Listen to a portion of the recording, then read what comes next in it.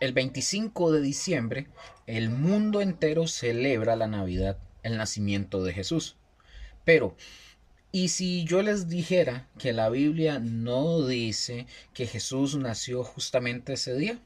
Bueno, aún más intrigante, ¿sabían ustedes que sí podemos de alguna manera deducir una fecha aproximada del verdadero nacimiento usando solamente las escrituras? Bueno, en esta corta enseñanza hoy vamos a hablar, ¿verdad?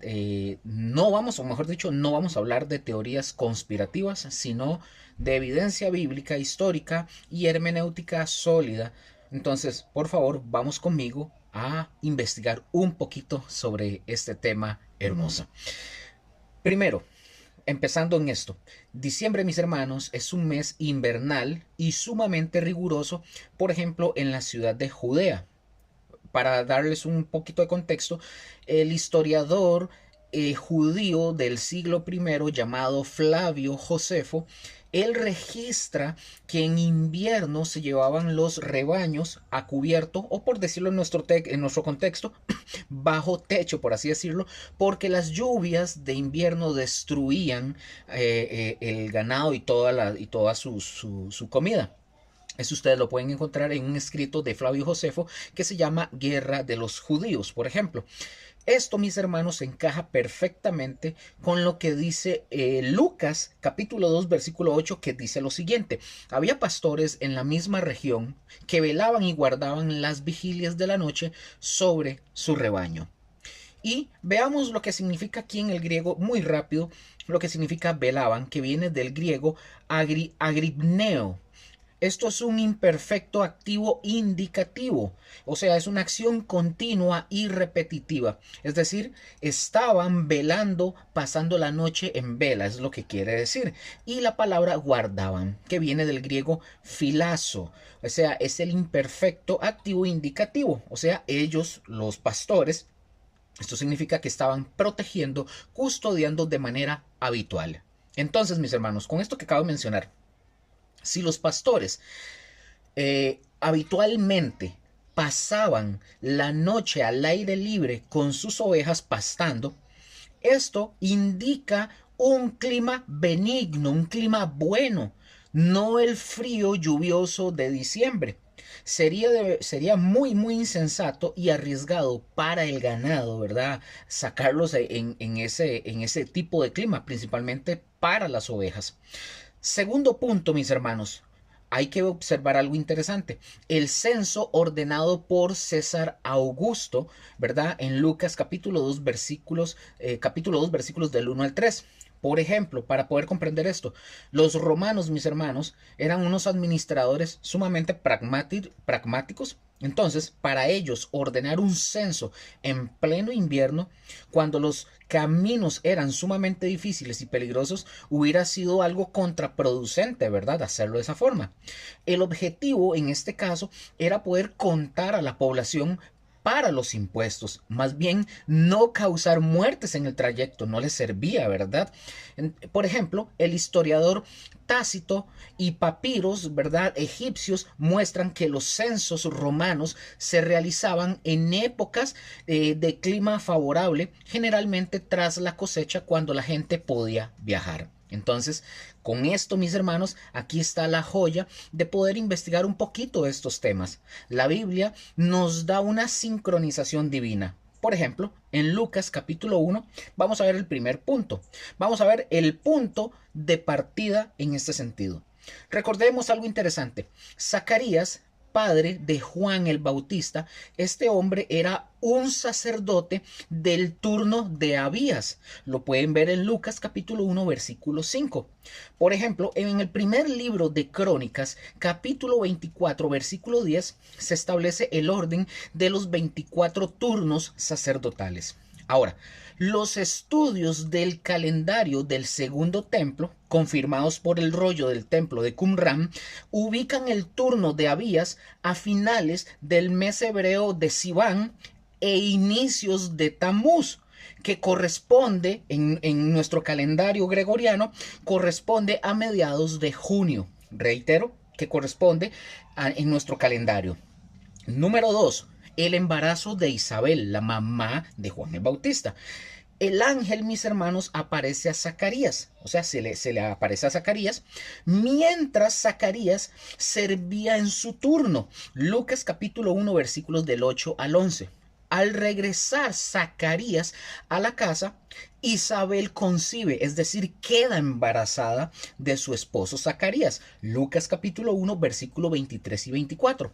Esto, mis hermanos, nos ubica la concepción o el embarazo de Isabel de Juan a fines de junio y principios de julio, para que lo vayan teniendo ahí muy claro. Número 3. Veamos la sincronización con Jesús. Ahora, Lucas capítulo 1, versículo 26 dice, al sexto mes del embarazo de Isabel, el ángel Gabriel fue enviado por Dios a María. Ahora, veamos esto porque el griego es sumamente preciso. Dice al sexto mes. En el griego se diría de esta forma, entomeni toecto. A esto, mis hermanos, se le conoce como dativo con D, dativo de tiempo exacto. En el mes sexto, precisamente es lo que quiere decir. María concibe o queda embarazada por el Espíritu Santo 6 meses después de la concepción de Juan el Bautista, es decir, a finales de diciembre o principios de enero. Voy a explicar, aquí en este punto voy a explicar esta palabrita técnica, dativo de tiempo, que aparece en el griego original, porque es muy importante para poder comprender por qué es que nosotros tenemos tanta seguridad en la fecha. En el idioma griego, ¿verdad?, del Nuevo Testamento, mis hermanos, cuando se requiere señalar un momento exacto y específico en el tiempo, se usa lo que se llama el caso dativo. No se preocupen por el nombre. Ustedes imaginen y piensen en esto. Imaginen o pensemos que ustedes y yo estamos viendo una película y en la pantalla aparecen dos tipos de indicaciones de tiempo. Número 1, cuando alguien dice hace algún tiempo o un día, esto, mis hermanos, es vago. No se sabe cuándo exactamente. Número 2, viendo la pantalla, dice la pantalla el 15 de marzo a las 3 p.m. Eso, mis hermanos, es exacto, es específico. Se sabe el día y la hora precisa. Entonces, mis hermanos, en Lucas capítulo 1, versículo 26, el idioma griego, usa esa segunda forma, la específica. No dice, mis hermanos, el texto griego original no dice alrededor del sexto mes, no. Tampoco dice más o menos para el sexto mes, no. El texto es claro y dice en el sexto mes, de manera precisa, o sea, como poniendo una estampilla, ¿verdad? Una estampa de fecha exacta en el calendario del embarazo de Isabel. Amén. Otro ejemplo, ¿verdad? Por ejemplo, vamos a dar un ejemplo de la vida diaria cotidiana. Si yo digo, por ejemplo, en la reunión del martes pasado hablamos del presupuesto. Yo estoy señalando un momento específico y exacto, es decir, el martes pasado. Mis hermanos, eso es lo que hace el dativo de tiempo en el griego. Es como el dedo índice, ¿verdad?, de Dios señalando así un día específico en la línea de tiempo.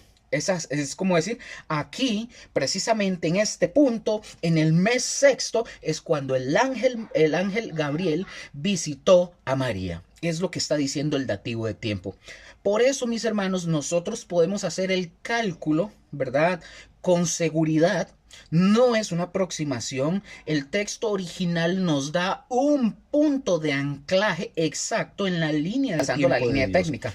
El griego es preciso cuando dice al sexto mes. En el griego es, como acabo de decir, entomeni toecto. Entonces, esto, mis hermanos, es una forma gramatical que los expertos, como acabo de decir, llaman dativo de tiempo exacto. Entonces, ¿qué significa eso para ustedes y para mí? Simple y sencillo, mis hermanos. No es un más o menos. Es como cuando una factura o en un contrato, ¿verdad? Se pone la fecha exacta, el día 15 del mes de junio, y todo el resto. El texto está diciéndonos a nosotros con total precisión: en el mes sexto del embarazo de Isabel, justamente en ese momento, el ángel fue enviado, el ángel Gabriel, a María.